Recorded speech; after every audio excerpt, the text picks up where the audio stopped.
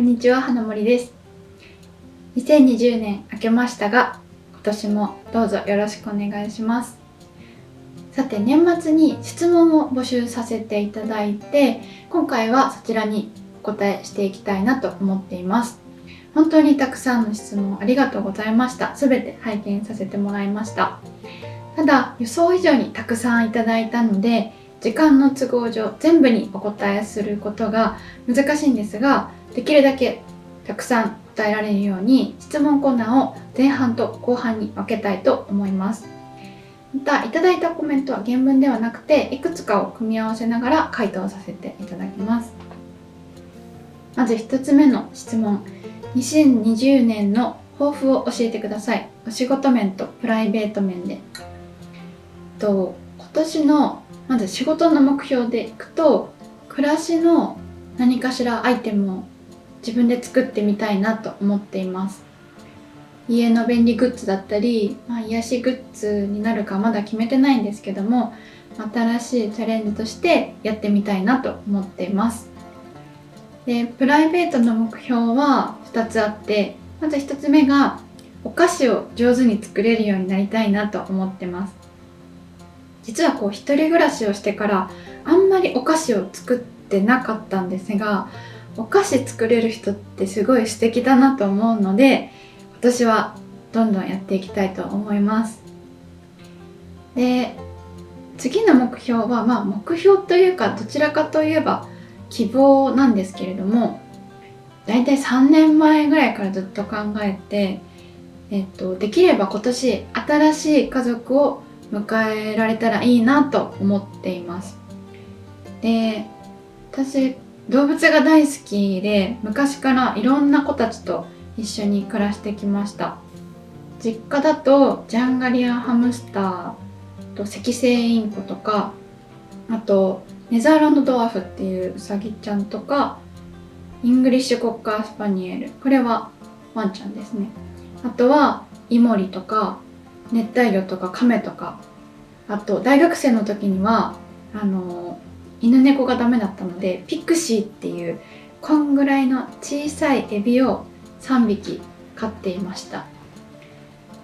で、今までたくさんの子たちと暮らしてて思ったのは、やっぱり家族を迎えるっていうのは責任も時間もお金もとっても必要になってくるなと思っていて、可愛いから飼うっていうのだけではダメだなと思ってます。例えばワンちゃんだったら10年以上十分な時間とお金をかけてあげられるかとか、ワンちゃんが老犬になった時に介護をしてあげられる環境にあるかとか、本当にいろんな条件をクリアできた時に迎えてあげたいなとは思っています。あとやっぱりずっと一緒にいたいと思える子に会えるかどうかっていうのは、もうこれはタイミングでしかないので、今年出会えたら嬉しいなぐらいの気持ちでいます。次、おすすめのインテリアブランドは何ですか？これはやっぱりインテリアの趣味とかも皆さんいろいろとあると思うんですけども、総合的に手に入れやすいのは IKEA かなと思うので、まずは IKEA をおすすめします。で、その他のちょっと値段が高いけれども私が欲しいなと思うアイテムが多いお店はアルテックさんとかイデーさんとかダルトンさんは結構メンズライクなものが多いんですけども、この辺りのお店がすごく私の好みのものを販売されてるなと思っています。次に購入したい雑貨や家具はありますか？今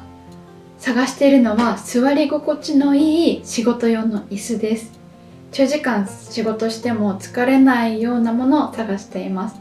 ただ結構難しくて、仕事用の椅子で探すとなんていうんですかね、黒い機能的なものが出てきてしまって、見た目も良くて長時間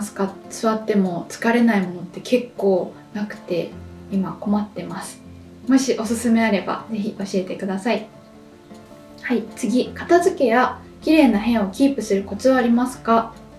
これはですね、私自身昔はびっくりするぐらい家が汚かったんですよ。これ全然持ってなくて、家族もみんなそう思ってるんですけども、片付けベタな方におすすめなのはやっぱりいらないものを減らすことだと思います。雑誌とかでよくお気に入りのアイテムがバーッとたくさん並んでいるめちゃめちゃ素敵なお部屋とかあると思うんですけども、個人的にあれは上級者のお部屋だと思ってます。私みたいな片付けベタな方は必要のないものを減らせるだけ減らして自分が管理できる数のアイテムにまず絞ることが大事かなと思ってて、で絞った後に物の管理ができるようになってからちょっとずつ増やしていくのがいいんじゃないかなと思います。なので片付けや綺麗な部屋をキープするコツはまずいらないアイテムを減らすことだと思います。次、テイストを合わせるための注意点やポイントを知りたいです。同じ系統で合わせてもなんとなくごちゃついて見えたりします。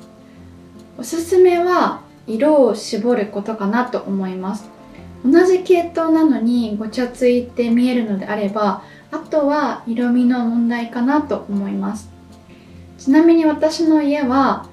色の面積が多い順に白、茶色、グレー、黒のこの4色でできるだけ揃えていて、それ以外の色はなるべく入れないようにしています。次、DIY のアイデアはどこから湧いてきますか？私はいつも海外のインスタグラマーさんや Pinterest っていうアプリでたくさんお部屋の写真を見ているので、そこでいいなと思ったアイテムが既製品で販売されてない時はネットで作り方を調べて DIY をしています。次、この質問とても多くいただいたんですけども、ゴミ箱関係どうしていますか？私実はですね、ゴミ箱前まであったんですけども、ゴミ箱なくしました。やっぱり箱を置いていくと箱自体を清掃する手間みたいなのが出てくるので、今はこんな感じでビニール袋をいくつかキッチンにかけておいてゴミを分けながら入れるようにしています。一人暮らしだからできる方法だとは思うんですけども、私は今のところこれが一番手軽でいいなと思っています。区によっては指定のゴミ袋じゃないとダメな時もあるので、それは必ず確認してください。次、思い出のあるものはどのように保管していますか？私手紙は必ず取っておくようにしているんですが、こんな感じで全部ファイリングをして保管しています。次、脱キャラクター部屋にしておしゃれな部屋にしたいけど処分できません。思い切るべきでしょうか？私は大切なものだったら処分する必要はないと思っています。さっき片付けるにはアイテムを少なくする方がいいっていうふうにお伝えしたんですけども、あくまでも必要のないアイテムを溜め込まないようにするという意味で、大切なものは残しても全然いいと思ってます。なのでキャラクターグッズが処分できないぐらい大事なものであれば、例えばですけどバンカーズボックスとかちょっとおしゃれな箱にしまってお部屋に積んでおいたりするといつでもすぐ取り出せますし、お部屋もおしゃれに見えると思います。次、彼と2人暮らしを考えています。 1LDK では狭いですか？各お部屋の広さにもよるとは思うんですけども、 1LDK で全然間取り的には十分だと思います。次、部屋が狭いのですが広く見せるための工夫を教えてください。広く見せたい場合はまず家具の側面を揃えるといいかなと思います。左右に家具を寄せると広がりが出るので、同じサイズの部屋でも若干視覚的に広く見えるかと思います。あとはできるだけ低い家具を使うと天井との高さが出るのでより広く見えるかと思います。次、電源ケーブルの配線はどうしていますか？これは以前視聴者の方に教えていただいた 3COINS のケーブルボックスを使っています。以前ケーブルの配線が気になりますって言ったら教えていただいてすぐ 3COINS で買ってきました。お部屋がすっきり見えるのでとても気に入っています。次、キアのフライパンはテフロンと比べてどうですか？肉料理とか餃子は鉄フライパンの方が断然美味しく作れるんですが、卵料理はまだくっつきやすくてテフロンの方が作りやすいなという印象です。長く使えるのは鉄フライパンですが、使いやすさで言うとテフロンの方が使いやすいかもしれません。